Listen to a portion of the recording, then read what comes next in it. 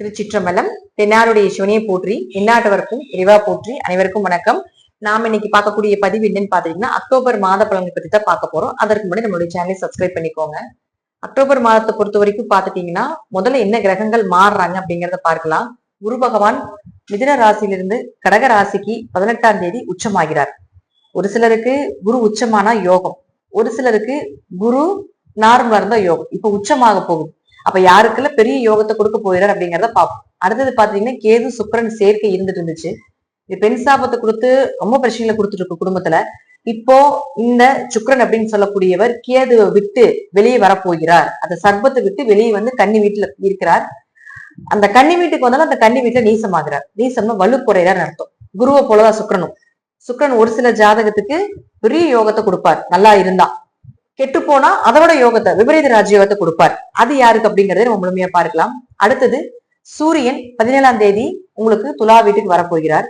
துலா வீட்டுல வந்து அங்க இருக்கக்கூடிய செவ்வாயோட சேரப்போகிறார்.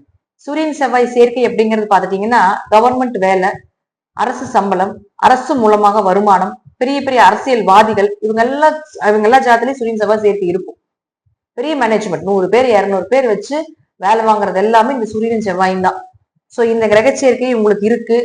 அப்படி இருந்தாலும் உங்களுக்கு என்ன செய்ய போகுது அப்படிங்கறத நம்ம பார்க்கலாம். பெண்கள் ஜாதகத்துல ஐயாக இருந்தால் கண்டிப்பாக மாங்கல்ய தோஷம். அப்ப சூரியன் செவ்வாய் சேர்க்கை இருக்கிற பெண்கள் ஜாதகத்துல பார்த்தீங்கன்னா திருமண வாழ்க்கை நல்லாவே இருக்காது. அந்த திருமண வாழ்க்கை வெறுப்பா போகும். அப்ப அது வந்து ஒரு மாங்கல்ய தோஷம். அப்ப அதுக்கு என்ன பண்ணலாம் அப்படிங்கறதையும் நம்ம பார்க்கலாம். அடுத்தது பாத்துட்டீங்கன்னா இந்த செவ்வாய் அப்படின்னு சொல்லக்கூடியவர் 27ஆம் தேதிக்கு மேல விருச்சிகத்துக்கும், புதன் அப்படின்னு சொல்லக்கூடிய 24ஆம் தேதிக்கு மேல விருச்சிகத்துக்கு வருவார். அப்ப இந்த குருவினுடைய பார்வை இந்த விருச்சிகத்துக்கு விழுகும். அப்ப குரு செவ்வாய் யோகம் வேலை செய்யும். குருவும் செவ்வாயும் சேர்ந்துதான் குரு மங்கள யோகம்னு சொல்லுவோம். பெயர் புகழ் மதிப்பு, வீடு கட்டுறது, சொத்து வாங்குறது, வண்டி வாகனங்கள் வாங்குறது, இதெல்லாம் இந்த குரு செவ்வாய் பண்ணி கொடுக்கும். அதெல்லாம் யாருக்கு கொடுக்குது அப்படிங்கிறதையும் நாம ஒவ்வொரு ராசிக்கும் ஒவ்வொரு கிரக சேர்க்கைகளும் ஒவ்வொரு கிரகங்களும் என்ன பண்ண போகுது அப்படிங்கிறத நம்ம முழுமையா பார்க்கலாம். சிம்ம ராசிக்குண்டான முழுக்க அக்டோபர் மாத பலன்கள் எப்படி இருக்குன்னு பார்க்கலாம். சிம்ம ராசி, ராசியின் அதிபதி சூரியன். அஷ்டம சனி நடந்துட்டு இருக்கு, நல்லா மைண்ட்ல வச்சுக்கணும். அஷ்டம சனி ராசிக்குள்ள குழப்பங்கள் நிறைய இருக்கும். எல்லா பக்கம் தடையா இருக்குது. கொஞ்சம் அவமானங்களும் நடக்கக்கூடிய ஒரு காலகட்டங்கள். இது நார்மலா எல்லாருக்குமே அஷ்டம சனி நடந்தாலும் நடக்கும், கேது உள்ள என்ட்ரி ஆனாலும் நடக்கும். இப்ப ரெண்டுமே உங்களுக்கு என்ட்ரி ஆகிறதா மன விரக்தி கொடுக்கும். அதிக மன விரக்தியை சிம்மம் ஏற்படுத்திக்குது அப்படிங்கறதா உண்மை. இப்போ ராசியின் அதிபதி சூரியன். சூரியன் என்ன ஆகுறாருன்னு பாத்தீங்கன்னா 17ஆம் தேதி வரைக்கும் 2ஆம் வீட்டுல தனஸ்தானத்துல இருக்கிறார். அப்ப 17ஆம் தேதி வரைக்கும் உங்களுடைய பிளானிங் எல்லாம் வச்சுக்கோங்க.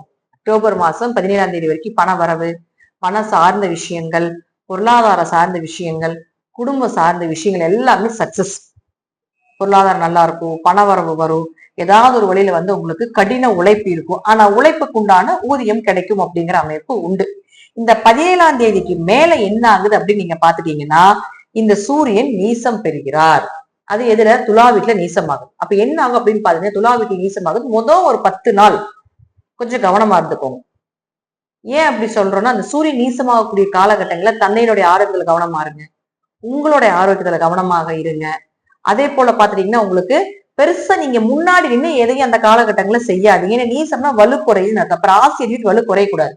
உங்களுக்கு நடக்கிறதெல்லாம் வேலை வாய்ப்புகள், பண வருதெல்லாம் நார்மலா இப்ப என்ன வந்துட்டு இருக்கோ அதெல்லாம் நார்மலா வரும். பட் எதையும் முன்னாடி இருந்து செயல்படுத்தாதீங்க. பணம் கொடுக்கல் வாங்கல், யாருக்காவது அதுக்கப்புறம் கடன் கொடுக்கறது, கடன் வாங்குறது, இதெல்லாம் பண்ணிக்க வேண்டாம். பணம் சார்ந்த விஷயம், குடும்ப சார்ந்த விஷயம் எல்லாமே 17ஆம் தேதிக்கு முன்னாடி வைத்துக் கொள்வது என்பது நல்லது. 17ஆம் தேதிக்கு மேல கொஞ்சம் பொறுமையா கொண்டு போங்க. எதா இருந்தாலும் கொஞ்சம் பொறுமையா கொண்டு போறது, ஒரு முறைக்கு பல முறை யோசிச்சு செய்வது என்பது நல்லது. எந்த விசேஷம் எந்த விஷயமாக இருந்தாலும் முன்னாடி நிக்காம பின்னாடி இருந்து செயல்படுத்துனீங்கன்னா சக்சஸ். முன்னாடி நின்னீங்கன்னா உங்களுக்கு அவமானமோ அல்லது ஒரு செய்தியை கொடுத்துரும். இது ஓப்பனா சொல்லக்கூடிய ஒரு விஷயம். அடுத்தது பாருங்க புதனை பொறுத்த வரைக்கும் 2-11ஆம் அதிபதி லாபத்தையும் அவர் தான் கொடுக்க போறார். பணம் வரவு, பணம் இருக்கு எப்படி வரும் அப்படிங்கறது அவர் கொடுக்க போறார். அந்த புதன் பாருங்க உங்களுக்கு 3ஆம் வீட்டுலதான் இருக்கு. இப்போ 24ஆம் தேதி வரைக்கும் அங்க இருக்கிறதால பண வரவு உண்டு, லாபங்கள் உண்டு. அதனால எந்த குறைவுகளும் இல்லை. ராசி அதிபதி கெட்டாலும் உங்களுக்கு புதன் ஏதோ ஒரு வழியில பண வரவு கொடுத்துருவாரு, பொருளாதாரத்தை கொடுத்துருவாரு, குடும்ப ரீதியாக இருந்த அந்த பிரச்சனைகள்ல இருந்து ஓரளவுக்கு நன்மைகளை கொடுப்பார். இதெல்லாம் ஏற்படுத்தி கொடுத்து விடுவார். சரிங்களா? அடுத்தது பாருங்க செவ்வாயை பொறுத்த வரைக்கும் பாத்துட்டீங்கன்னா உங்களுடைய ராசிக்கு 4 மற்றும் 9ஆம் அதிபதி தாய் மற்றும் தந்தையரை சொல்லக்கூடிய கிரகமும் 3ஆம் இடத்துல இருந்து ராசியை பார்க்குது, தன்னுடைய சொந்த ராசியை பார்க்குது. அப்ப தாய் தந்தையர்கிட்ட இருந்து கிடைக்கக்கூடிய விஷயங்கள் உங்களுக்கு கிடைக்கிறது, சின்ன சின்ன சண்டை சச்சரவுகள் வரும். இப்ப அந்த அஷ்டம சனி நடந்துட்டு இருக்கா, சின்ன சின்ன சண்டை சச்சரவு வரும். ஆனா புரிதல் இருந்துரும். ஓகே, இப்படி இப்படி இருக்குது, நேரங்காலங்கள் சரியில்லை, நம்ம இப்படிதான் அனுசரிச்சு போகணும் அப்படிங்கிற ஒரு புரிதலை ஒன்னா உங்களுக்கு ஏற்படுத்தி கொடுத்து விடுவார், அல்லது உங்களுடைய அம்மா அப்பாவுக்கு ஏற்படுத்தி கொடுத்து விடுவார்.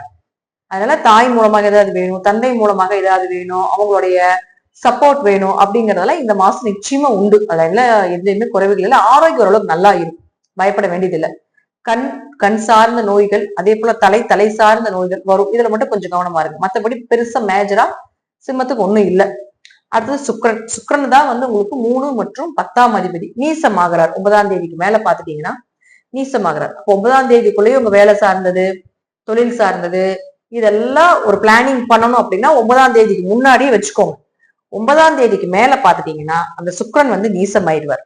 அப்ப என்ன ஆகுன்னா கொஞ்சம் தொழில் கொஞ்சம் டல்லாகும், அல்லது கிளைண்ட் கொஞ்சம் கம்மியாவாங்க, எதிர்பார்த்த லாபம் கொஞ்சம் குறையும், கொஞ்சம் அலைச்சல் இருக்கும். அதே போல இந்த டைம்ல சகோதரர்களை மத்தவங்களை யாரையும் நம்பாம இருக்கிறது நல்லது. கொஞ்சம் ஹார்ட் எஃபர்ட் போடணும், முயற்சிகள் கொஞ்சம் தடைப்படும். ஆனா ஒரு முறைக்கு பல முறை நீங்க ஹார்ட் எஃபர்ட் போட்டு நீங்க பண்ணினீங்கன்னா நிச்சயமாக வெற்றி உண்டு.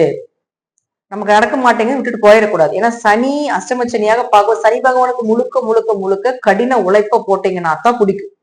ஆனா அந்த கடின உழைப்பு போடுறது கூட ஒரு விடமாட்டார். தடையை கொடுப்பாரு, தாமதத்தை கொடுப்பாரு, மனசு வெக்ஸ் ஆயிரும், இப்படி எல்லாம் நடக்காது அப்படிங்கிறது எல்லாத்தையுமே கொடுப்பாரு. ஆனா நீங்க விடாமுயற்சியோட இறைவன் மேல நீங்க வந்து பக்தியை செலுத்திட்டு நீங்க ஒரு முறைக்கு பல முறை அந்த விஷயத்த செய்ய கண்டிப்பா நடக்கும்.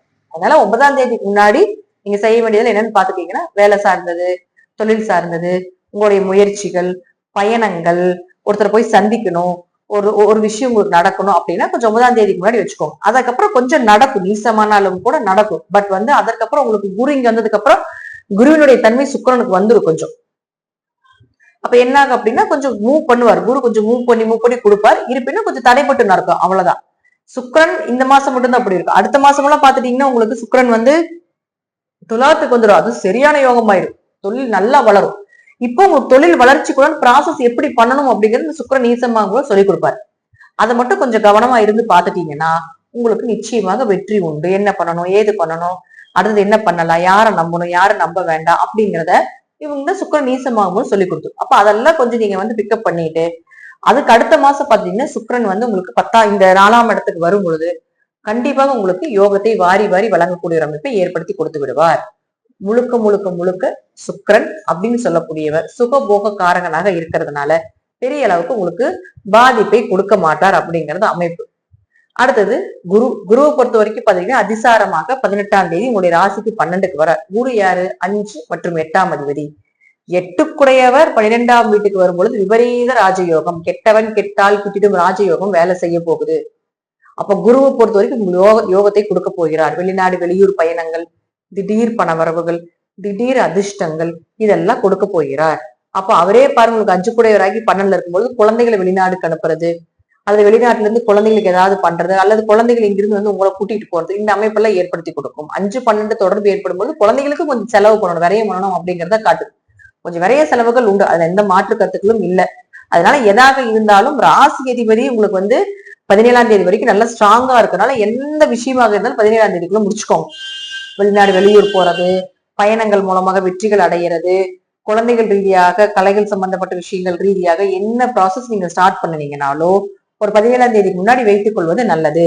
குரு உங்களுக்கு 18ஆம் தேதிக்கு மேல வர்றப்போ அவர் உங்களுக்கு கண்டிப்பாக கொஞ்சம் சுப விரயங்களையும் கொடுப்பார், வெளிநாடு பயணத்தையும் கொடுப்பார், நல்ல நல்ல விஷயங்கள் எல்லாமே உங்களுக்கு செய்து கொடுப்பார் அப்படிங்கறது அமைப்பு.